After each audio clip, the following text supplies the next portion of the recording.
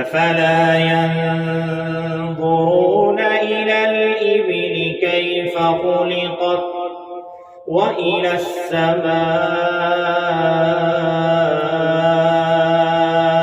كيف رفعت وإلى الجبال كيف نصبت وإلى الأرض كيف سطحت